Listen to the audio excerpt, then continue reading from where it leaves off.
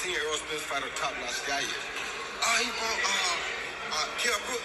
Terrence Crawford took Kell Brook out in 3 rounds. We're gonna call that a real top-notch on your level. What you tell me that you are? Now we know you sparred with Florida. You gave for a hell of a couple. What's good, YouTube? It's your boy, Blue Blood Sports TV, back at y'all with another one. So, legendary, iconic, Hall of Fame, superstar, retired boxer, turned trainer now, multi-division world champion, iconic, Roy Jones Jr. Well, he weighs in on the super fight between undefeated, unified WBC, IBF, welterweight world champion, superstar boxer who is widely considered by many to be a top 3 pound-for-pound fighter in the world, in Errol "The Truth" Spence Jr., an undefeated former 3-division world champion, former undisputed junior welterweight, currently the WBO welterweight world champion, who is widely considered by many to be the #1 pound-for-pound fighter in the world, in Terence "Bud" Crawford. So, Roy Jones, he states that Terence Crawford is his #1 fighter pound for pound in the world. But he cannot put Errol Spence in the pound for pound conversation because Errol Spence, he hasn't fought anybody. He's just not fought top-notch opposition. But he says Terence Crawford is fighting the best opposition. And he says when he mentions Terence Crawford's accomplishments, people always say, well, Errol Spence went to the UK and stopped and knocked out Kell Brook. And he says, well, Terence Crawford, he knocked out Kell Brook in 3 rounds, which that's not true. He knocked out Kell Brook in the 4th round, but he did so 3.5 years after Errol Spence stopped Kell Brook for his first world title opportunity in the UK in front of 60,000 fans, when you had Kell Brook was still considered to be one of the top welterweights in the world. This was Errol Spence's first opportunity at a world title, and he did so going to Kell Brook's backyard.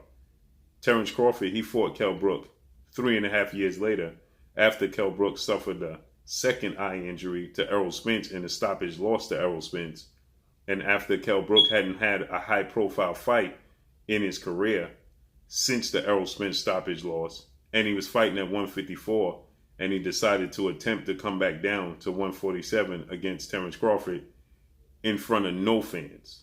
So he came to the United States and fought Terence Crawford in the United States with no fans in attendance in Terence Crawford's country. Errol Spence went to the UK 3.5 years ago for his first opportunity at a world title in the UK with 60,000 fans in attendance. That's a complete difference. And they both stopped him.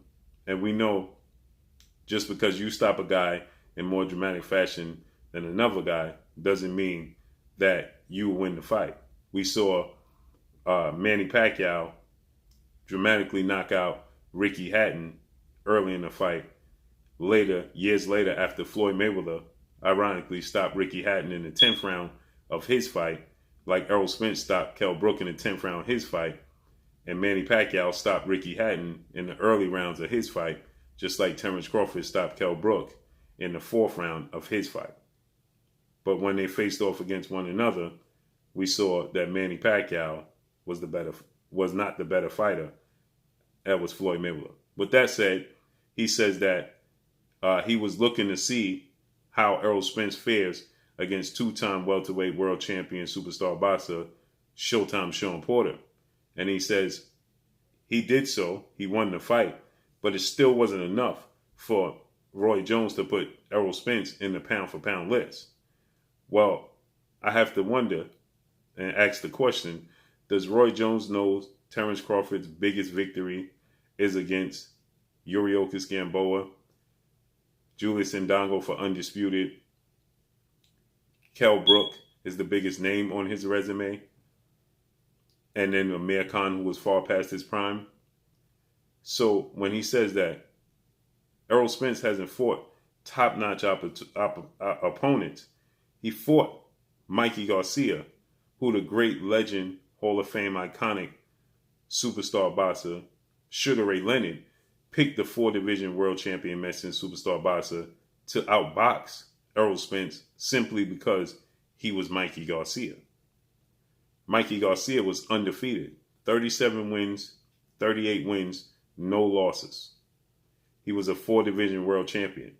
Mikey Garcia would be the best fighter on Terence Crawford's resume by far. Mikey Garcia is a surefire Hall of Famer. So when he says that Errol Spence isn't fighting top-notch opponents, you have to look. He defeated Sean Porter, fight of the year. It was action-packed, but he won the fight. He dropped Sean Porter in the fight, and he won the fight. Then he fought Danny Garcia, who most think is a surefire Hall of Famer as well, who's a 2-division world champion and former unified world champion at junior welterweight, and a world champion, WBC champion at welterweight. So he fought Kell Brook in the UK for his first title opportunity in front of 60,000 screaming fans. Then he fought Mikey Garcia, who's a 4-division world champion, a surefire Hall of Famer. Then he fought Sean Porter, who Roy Jones was calling for the fight against Sean Porter. Then he fought Danny Garcia after defeating Sean Porter and suffering a horrific car accident and a 14-month layoff, and he completely dominated Danny Garcia.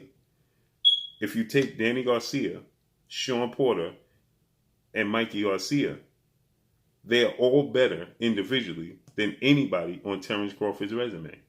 They are all Hall of Famers. So you would say that Kell Brook is the biggest name on Terence Crawford's resume, but he beat Kell Brook in more impressive fashion because he did so when Kell Brook 9 months prior had suffered an eye injury when he dared to be great, moving up to middleweight and challenged then unified undefeated middleweight reigning superstar world champion in Gennady Triple G Golovkin. But Kell Brook was having success in that fight until he suffered that eye injury. Okay? Yes, he did. But the eye injury that he suffered against Errol Spence was the complete opposite eye. So Errol Spence broke his other orbital bone in that fight in his first title opportunity. So with that said, he has Kell Brook on his resume and 3 straight Hall of Famers in Mikey Garcia, Sean Porter, and Danny Garcia. Has he moved through the divisions like Terence Crawford? No. This is not to take anything away from Terence Crawford, but this is just to beg the question when he says he can't put Errol Spence in his top in a pound-for-pound list because he hasn't fought anybody. But you put Terence Crawford at number 1 and say he's fought everybody.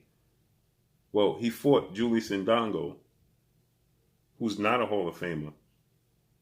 He's not a big name in the sport of boxing. It was for Undisputed. I give him that. But he's not a big name. Julius Ndongo is not even a bigger name than Lamont Peterson, who's on Errol Spence's resume.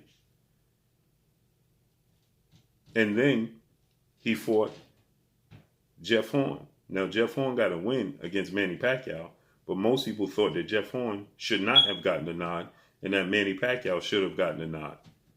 That's his first fight at welterweight, and I give him credit for that. And he stops Jeff Horn. But then he fought Jose Benavidez Jr., who's not very well known. He's not going in the Hall of Fame. Then he fought Amir Khan. Amir Khan is far past his prime. And if Errol Spence had fought that version of Amir Khan, everybody would say that Errol Spence was cherry picking. Then he fought Egis Kavalauskas, the Mean Machine, who was his mandatory, but nobody knew who he was either. And then he fought Kell Brook. And like I said, Kell Brook hadn't fought at welterweight since 2017 when he lost to Errol Spence. And he cited the reason he lost to Errol Spence was because he struggled to make the weight at 147. And then he asked Errol Spence to come up to 154. He would fare better at 154. Then 3.5 years later, he decides to go back down to 147. No high profile fight since the Errol Spence fight. Goes back down to 147 and loses to Terence Crawford. But you give him credit Terence Crawford for beating that version of Kell Brook, but you don't give Errol Spence credit for beating Kell Brook? And that's the last opponent Terence Crawford has faced. Terence Crawford has admitted himself that he's yet to fight a Hall of Famer. He's yet to have a high-profile, high-lucrative fight. And he's seeking so. He's been seeking that in 8th Division, legendary, iconic Filipino superstar boxer Manny Pacquiao for the better part of 6 years. So he hasn't had that fight. Errol Spence has beat the likes of a Lamont Peterson. He's beat the likes of a Kell Brook in Kell Brook's backyard. He's beat Mikey Garcia. He's beat Sean Porter. And he's beat Danny Garcia. These are all great fights and great fighters. Mikey, like I said, they're going to the Hall of Fame. So he says that he can't give Errol Spence pound for pound status because he hasn't fought anybody. I think that Roy Jones is not truly attentive to what's actually taking place in the sport. And I believe he's being caught off guard. Or maybe this is just his opinion. But this is still a super fight in the sport of boxing, and it needs to take place. But that's all I got for y'all. Make sure you hit the like button. Drop a comment in the comment section. Let me know what y'all think. Y'all already know what it is. It's your boy Blue, Blue Blood Sports TV. Hate, like, comment, and subscribe. If you haven't subscribed, hit the subscribe button. Hit the like button. Hit the bell icon to get all the new notifications. Follow me on Instagram at Blue Blood Sports TV, all one word. Y'all already know what it is. Shout out to the entire LDBC. Shout out to New Media. Shout out to Black Media Row. Make sure you like the shitty videos. That's all I got for y'all. Peace. Alicia Baumgartner, you're watching Blue Blood Sports TV. Wow.